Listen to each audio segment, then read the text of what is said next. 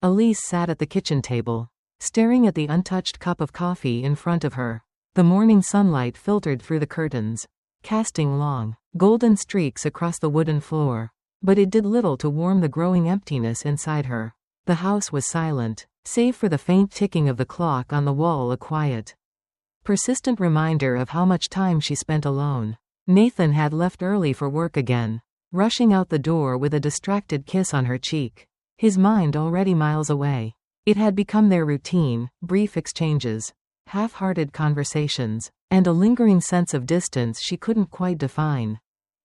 She had once loved the quiet, finding solace in the stillness of their home. It had been her sanctuary, a space where she could paint for hours, lost in colors and textures.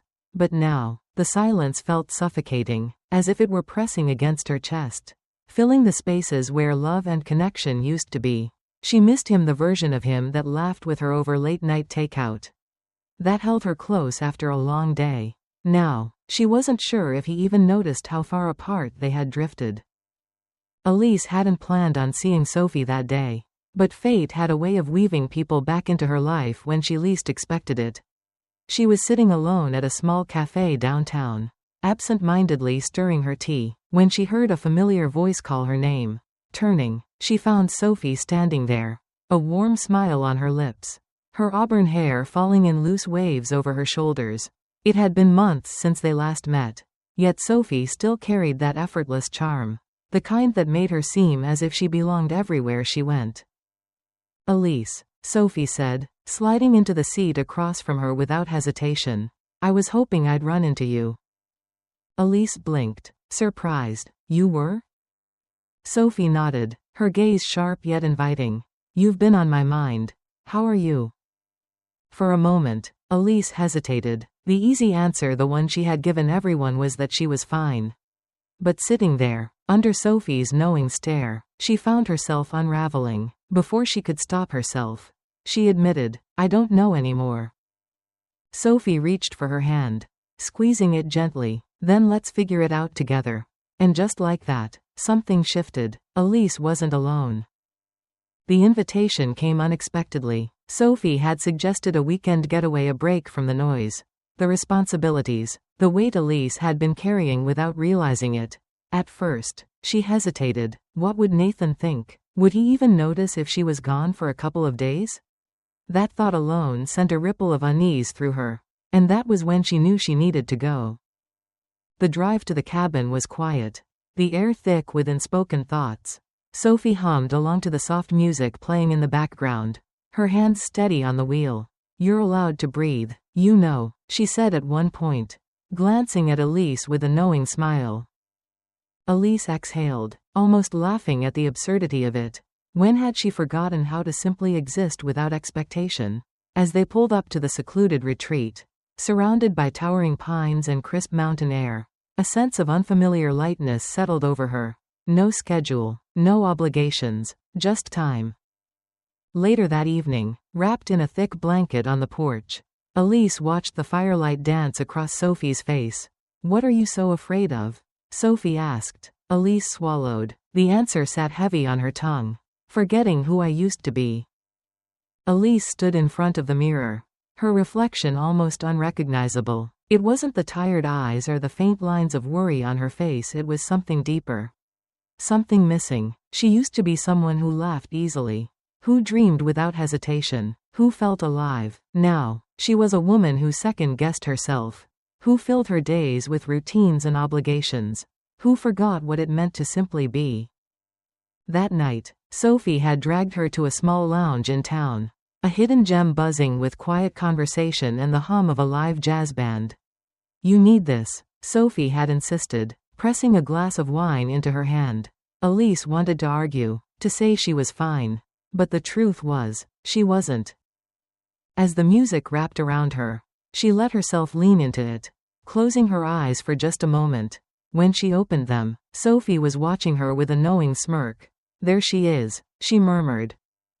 Elise wasn't sure if she was ready to believe it yet, but for the first time in a long time, she felt something stir within her, something real, something raw. Maybe, just maybe, she wasn't lost after all.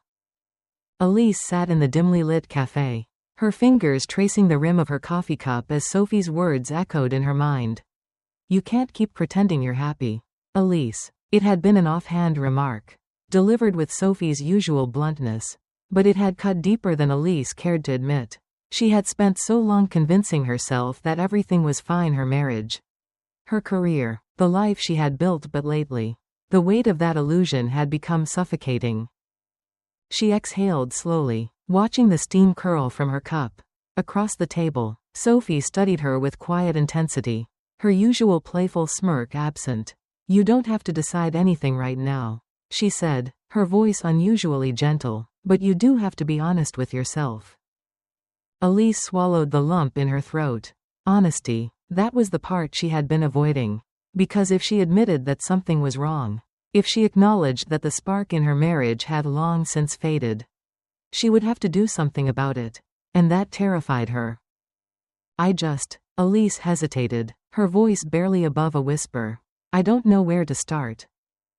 Sophie reached across the table, squeezing her hand. Then start with the truth.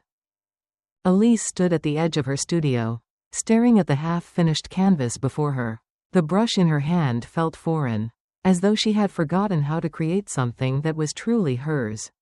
Lately, everything in her life had felt that way: unfamiliar, distant, hollow. Her conversation with Sophie still lingered in her mind. Be honest with yourself. But honesty was dangerous. Honesty meant admitting that her marriage to Nathan was more about routine than passion. That their love had settled into something predictable and safe. And worst of all, it meant acknowledging the growing ache inside her. The one that longed for something more even if she couldn't define what that was. With a frustrated sigh, Elise dipped her brush into a deep crimson, dragging it across the canvas in a bold, jagged line. The movement was cathartic, freeing. Stroke by stroke, she poured her emotions onto the canvas: the restlessness, the fear, the undeniable longing for change. As the painting took shape, a strange clarity washed over her. This wasn't just about art. It was about her, about rediscovering the woman she had once been before she had buried herself beneath duty, expectation, and the quiet ache of an unspoken truth. Elise sat across from Nathan in their quiet dining room, the candlelight flickering between them. It was supposed to be a romantic evening, a chance to reconnect, but the silence between them stretched too long, too heavy. Nathan scrolled through his phone absent-mindedly while she pushed the food around on her plate, her appetite dulled by the weight in her chest. We used to talk for hours, Elise thought, watching him, searching for the man who once made her heart race with just a glance. Now, he was more like a shadow of a life she had settled into rather than the partner she once dreamed of building a future with. She cleared her throat. Nathan, do you ever feel like something's missing? He looked up, startled. What do you mean? Elise hesitated. She wanted to tell him everything, that she felt like she was suffocating. That their marriage had turned into a series of obligations instead of something alive. But she knew what his response would be. We have a good life. Elise, what more do you need?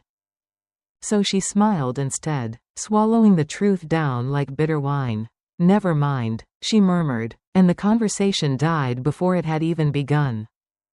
Elise sat alone in her car, gripping the steering wheel so tightly her knuckles turned white. Outside, rain drizzled against the windshield, soft and steady, matching the rhythm of her shallow breaths. She had told herself she was just going for a drive, needing space to clear her head.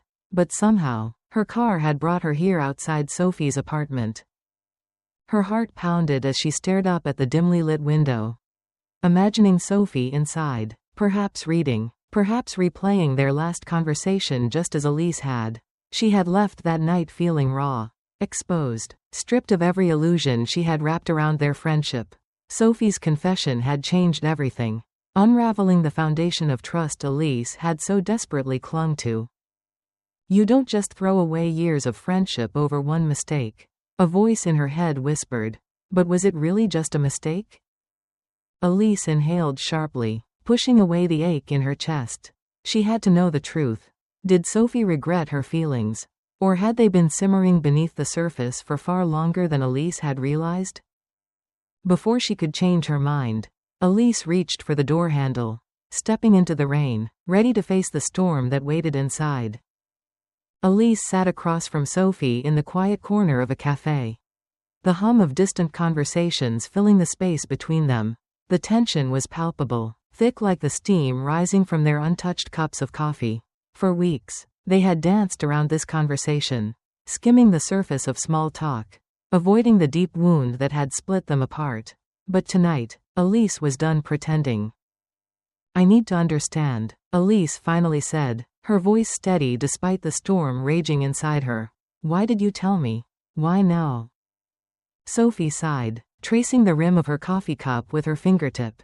"Because I couldn't keep lying to myself," she admitted, her voice softer than Elise had expected. "I thought if I buried it deep enough, it would go away, but it didn't, and every time I saw you with Nathan, it hurt." Elise clenched her jaw. "And you didn't think about what that would do to me? To our friendship?" "I thought about it every day," Sophie whispered, her eyes glistening with unshed tears. "But I also knew I'd already lost you the moment I told you the truth." The words hung between them, fragile and irreparable, and Elise realized some things, once broken, could never be put back together the same way again. Elise stood at her easel, the blank canvas before her a reflection of the fresh start she was still learning to embrace. The past months had been a storm: betrayal, heartbreak, the slow unraveling of trust, but now, there was a quiet stillness in her soul.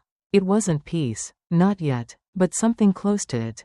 With each brushstroke, she poured her emotions onto the canvas, letting colors blend and shift like the pieces of her life she was carefully piecing back together. Nathan was gone. Sophie, too. Some losses were necessary, even when they hurt, but in their absence, Elise had found something she hadn't expected herself. She had spent so much of her life defining her worth through the people around her, through the stability of her marriage, the closeness of her friendships. Now, she was learning how to stand alone, how to fill the empty spaces with something of her own making.